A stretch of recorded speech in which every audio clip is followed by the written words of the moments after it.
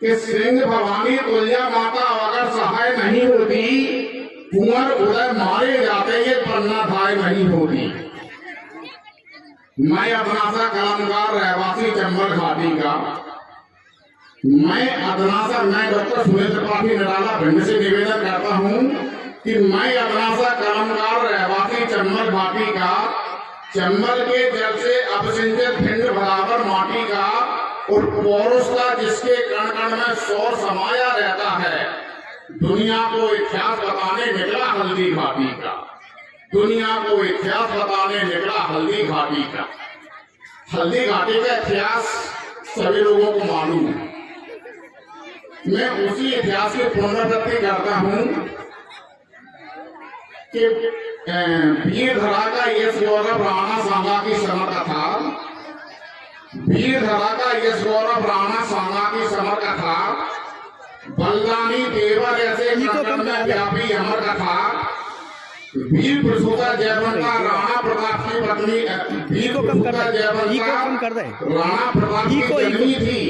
वो प्रताप के पूज्य पिताजी उदय सिंह की पत्नी थी। मैं उदय सिंह के बचपन की वो चर्चित बात बताता हूँ। डबल आ रही है, दीपदान की किरणों से वो स्याह रात दिखलाता हूँ। आवाज गूंज रही है, दोबारा आ रही है पलट के, इको ज्यादा है। हाँ, इसमें इको तो फिर बोल दिए, क्यों बोल देते हो इको? इसको सब बंद कर दो। इसकी ठोस कथा, बलदानी देवर ऐसे कणकण में व्यापी अमर कथा, वीर प्रसूता जयवंता राणा प्रताप की जननी थी। वो प्रताप के पूज्य पिताजी उदय सिंह की पत्नी थी। उदय सिंह के बचपन की मैं चर्चित बात बताता हूँ। दीपदान की किरणों से वो रात दिखलाता हूँ। क्यों बढ़ा रहे हो? सबको मालूम है कम कि जब राणा सांगा शहीद हो जाते हैं तो राजकाज विक्रमादित्य को दिया गया। उदय सिंह छोटे थे, विक्रमादित्य बड़े थे, लेकिन दोनों ही बच्चे थे और उनका संरक्षक बना था बनवीर नाम का एक सेनापति। और बनवीर ने क्या किया कि नदी बनास किनारे उसने दीपदान का खेल रचा। नदी बनास किनारे उसने दीपदान का खेल रचा। राजमहल को किया इकट्ठा, कोई बाकी नहीं बचा। और था उद्देश्य में घुसकर अपना पूरा काम करूं, तो डबल आवाज, उदय सिंह की हत्या करके बनवीर की जो षड्यंत्रकारी चाल थी। दो आवाज बनते ना। लेकिन उदय सिंह की जो संरक्षिका थी, जिसको पन्ना भाई कहते, जानबूझ के रिकॉर्डिंग, और उसी पन्ना भाई का इकलौता बेटा था चंदन। और यह मीर छेट कई बार है गई तुम्हारे साथ। लेकिन पन्ना ने बनवीरी चालों को पहचान लिया। जानबूझ की को ज्यादा, लेकिन पन्ना ने बनवीरी चालों को पहचान लिया। दीपदान का खेल देखने उदय सिंह को रोक दिया। दीपदान का खेल हजारों आंखें मन से देख रही, पर बनवीरी आंखें उसमें उदय सिंह को खोज रही। कुंवर उदय सिंह नहीं दिखा।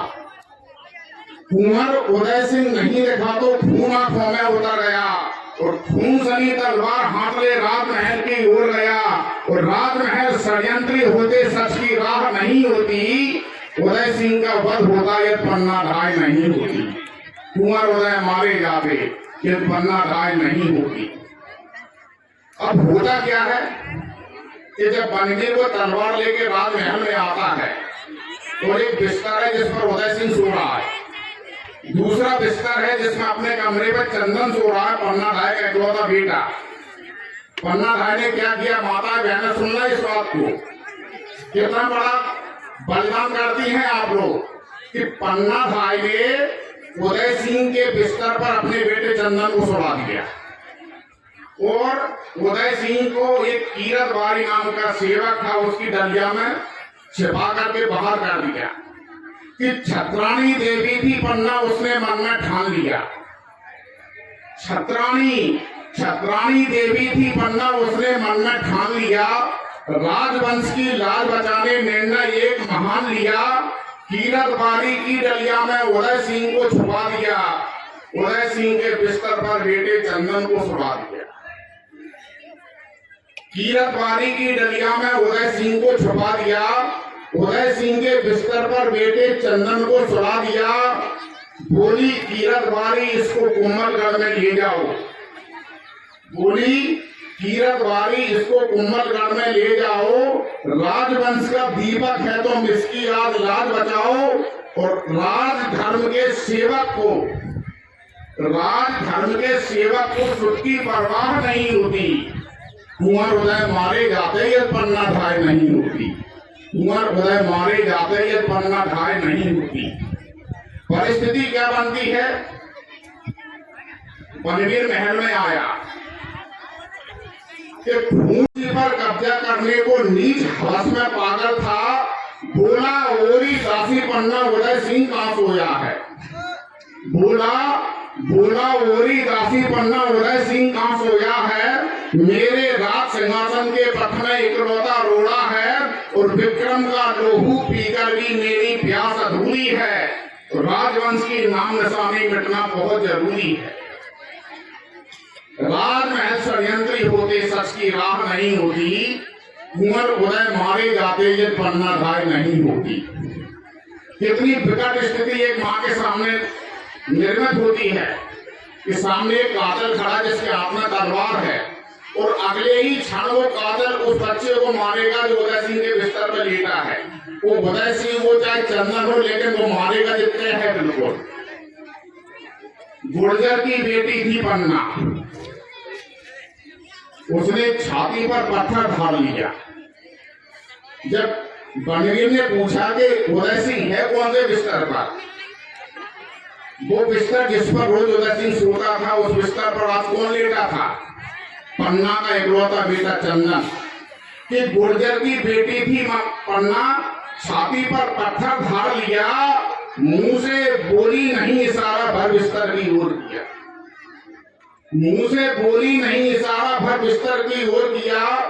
और एक बेटे के बारे में माँ की क्या धारणा होती है, माँ के क्या कर्तव्य होते हैं कि 9 महीने तक रखा गोद पेट में, पल पल जिसको प्यार किया। कि 9 महीने तक रखा गर्भ में, पल पल जिसको प्यार किया। प्रसव वेदना से भी गुजरी लेकिन हंस के जन्म दिया। और पल्लू से मुंह पूछा जिसका स्तनपान कराया है, उस बेटे का बद देखेगी जिसको गोद खिलाया है। उस बेटे का बद देखेगी जिसको गोद खिलाया है। लेकिन बात वही होती है कि छत्राणी देवी पन्ना ने छाती पर पत्थर ढाल लिया, मुंह से बोली नहीं इशारा भर बिस्तर की ओर किया। और मुंह ढाके सोए बच्चे पर खलने क्रूर प्रहार किया। वो समझा है उदय सिंह उसने चंदन को मार दिया। वो समझा है उदय सिंह उसने चंदन को मार दिया। और हिला हृदय मां पन्ना का पर मुंह से आह नहीं निकली। परिस्थिति का आप ये विवरण सुनकर के आप कल्पना कीजिए कि एक मां जिसके सामने उसके बेटे की हत्या की जा रही है और वो मां रो भी नहीं पा रही, क्योंकि अगर वो रो देती है तो बनवीर को भ्रम हो जाए कि उदय सिंह की जगह पे चंदन मारा गया। हिला हृदय मां पन्ना का पर मुंह से आह नहीं निकली। सुतवत देखा बेटे ने आंसू की बूंद नहीं निकली। और पन्ना सचमुच पन्ना है, माटी का कर्जा चुका दिया। पुत्र किया बलिदान किंतु मेवाड़ समूचा बचा लिया। पुत्र किया बलिदान किंतु मेवाड़ समूचा बचा लिया। और जिसकी रग रग में निष्ठा की पावन गंगा बहती है, उस देवी को छत्राणी को दुनिया पन्ना कहती है।